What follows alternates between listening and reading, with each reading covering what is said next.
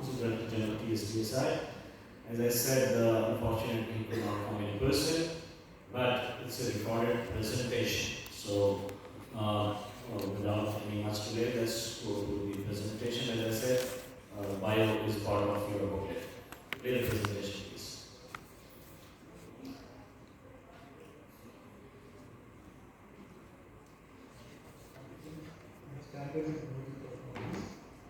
At the outset, I would like to express my gratitude to the Sesei project for bringing us together. Our focus will cover crucial topics such as circular economy, smart city connectivity, data privacy, and cybersecurity. During the presentation, I will share insights on TSPSI and its activities relevant to the conference topics. Thank you all for joining us. Our mission at TSPSI is to advance India's telecom and ICT domain to new heights. As an autonomous standards development organization, we are dedicated to creating standards that address India's needs, backed by extensive research and innovation. Collaborating with global bodies, we ensure India's needs are reflected in international telecom and ICT standards. Our role in integrating Indian intellectual property into global standards is crucial. Recognized by the Department of Telecommunications, we stand as India's telecom SEO, operating under principles of openness, fairness, and consensus. Our objectives are to develop, promote, and standardize India-centric telecom and ICT requirements on a global stage, nurturing technology neutrality and offering an equitable platform for all our members. Standards is a collaborative work, and TSPSI plays a crucial role as a platform for India's industry, academia, and startups to collaborate and carry out technical studies and develop standards in an identified and structured manner and submit them to DEC for adoption as national standards. TSPSI is an essential enabler for global standards. TSPSI IMs can contribute to the GGP and 1M2M. Similarly, the standards made in DGPP and 1M2M are transposed as TSPSI standards. TSPSI can directly contribute to ITU or also route its contributions to ITU via DEC as national contribution. We also have adoption agreements with IEEE and ADSC, so we can adopt the standards as TSPSI standards.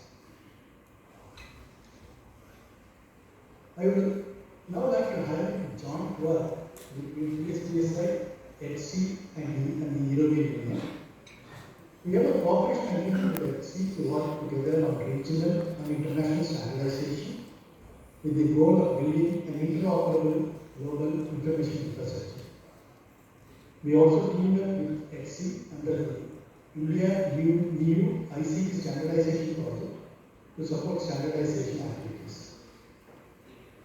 Our teamwork has led to some centers of excellence like IIIT Hyderabad Center for Smart Cities and IIIT Delhi's Center for Light Delivery. We have hosted big meetings and workshops with the Indo-EU project where everyone shared their ideas. It was a big success.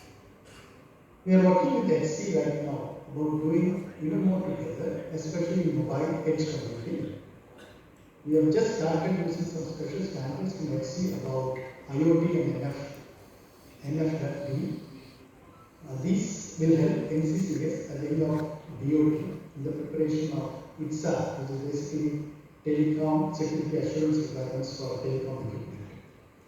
So basically together with HC and the European Union, we are building a world where everyone's technology can talk the same language and work together. TSPSI's technical structure comprises of two core groups focusing on networks and services and solutions. The network steering group explores the domains of 6G, 5G advancements, broadcast offload, spectrum studies, open systems, and wireless backhaul. Meanwhile, the services and solutions study group works on security aspects like machine KYC and post-quantum cryptography. application layers spanning automated health, finance, and emerging technologies such as the metaverse and UAV drones. The group also focuses on services architecture and framework definition and development, and areas like rural broadband, edge connectivity, cloud interoperability, and IoT and M2M. Additionally, TSDSA drives strategic initiatives including technology roadmap forums, task forces on open source, global standards promotion, engagement with startups and industry, standards driven research, and certifications. It promotes collaborative workshops and active engagement in organizations like ITU, 3GPP, and 1M.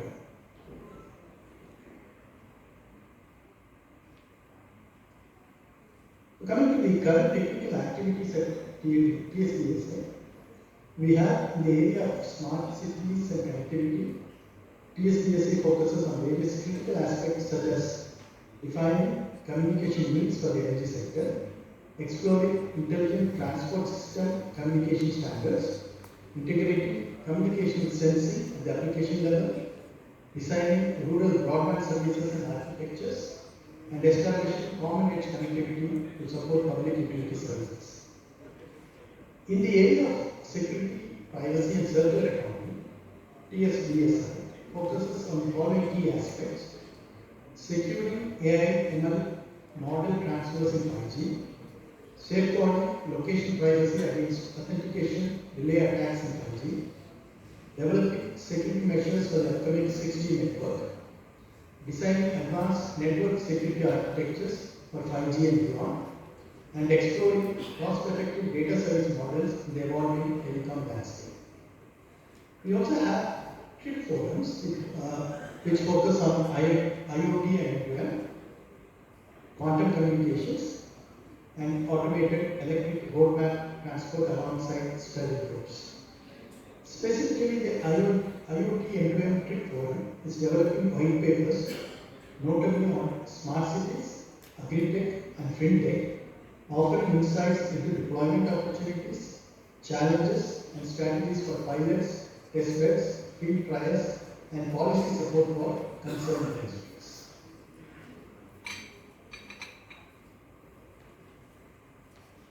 The reports published cover a broad spectrum of advancements in the field of technology.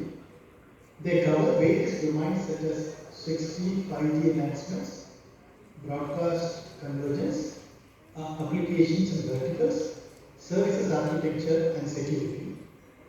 These reports focus on cutting-edge technologies, their applications across industries, and crucial security considerations, reflecting the evolving landscape of technology and its impact on various sectors.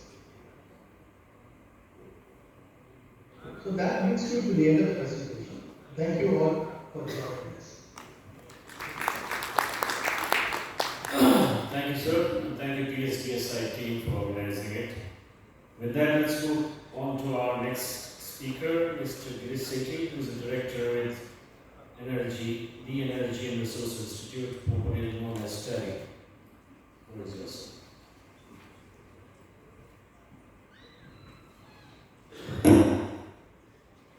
Thanks, Mr. Sharma, for having me here for this session. It's really a privilege to be part of this esteemed panel. Let me say that I am working most of the time in the entire career. I think I have mostly worked on the energy theme. And I'll try to limit my comments in the next 4 or 5 minutes. Time is allotted on the role of energy and how this is linked with this theme, which is standards and emerging technologies. In fact, quite a few of the points have been covered in the report, which my colleague Shawik had briefly presented in the morning. We have a copy of that. But I would just like to mention that as I was looking at the background note in the paper that Mr. Sharma had sent, the 3 themes which are being discussed today in the panel sessions more in detail in the second half today. I could see that energy is all encompassing. It's everywhere, I think. Although it figures in the title in the second theme, which is on smart cities, says connectivity in smart cities, Poland digitization energy and transported figures as energy there. But if you really look at it, the first theme, which is on circular economy, it's very, it doesn't figure directly, but it is indirectly very closely linked with circularity on what we are talking. I'll come to that in a minute. And also when it comes to data and cyber security, energy is going to be the backbone in all these cities across the country. When we are talking about things like the role of renewables as we move forward in the country, India has committed to be a net zero economy by 2070. And by 2030, we are talking about tripling our renewable energy capacities. And at the same time, we are talking about energy intensity reduction by 45% compared to 2005 levels. These are commitments at the top level by the government of India.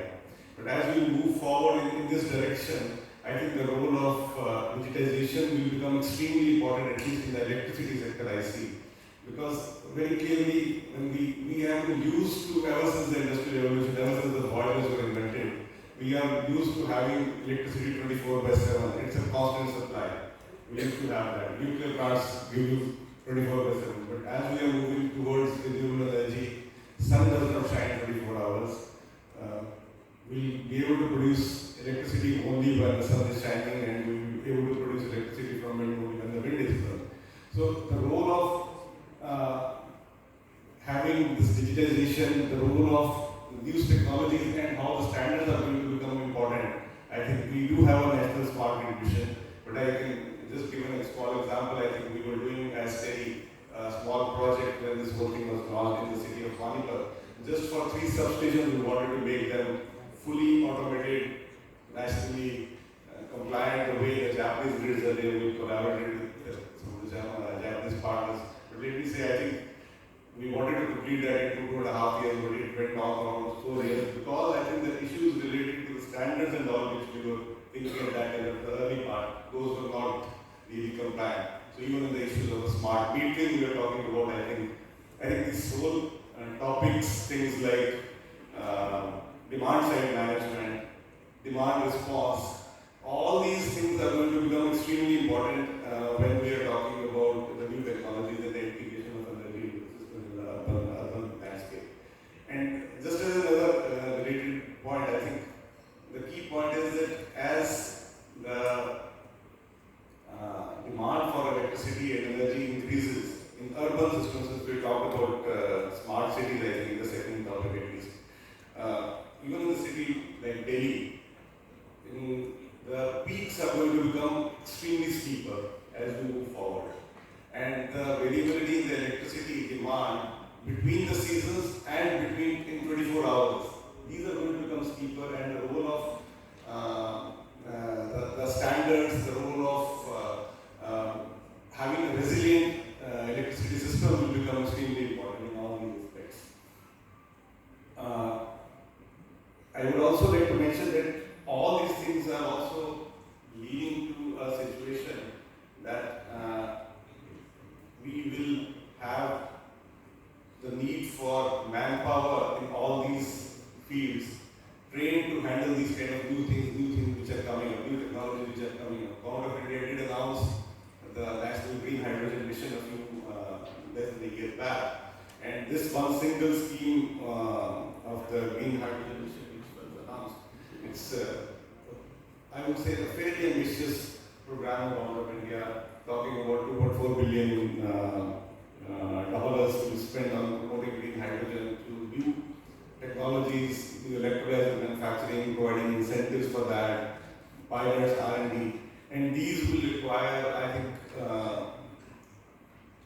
and as per some of the estimates, I think close to 600,000 new jobs are going to be created just by this one single scheme of the Green Hydrogen Mission. We are going to talk about adding another 125 gigawatt of installed capacity of renewable just for the green hydrogen to be produced by whatever the target 5 million tons by 2030. Yes, these are steep targets, but all these things related will require change in the structures in which we are teaching in our academic institutions, in all our IIT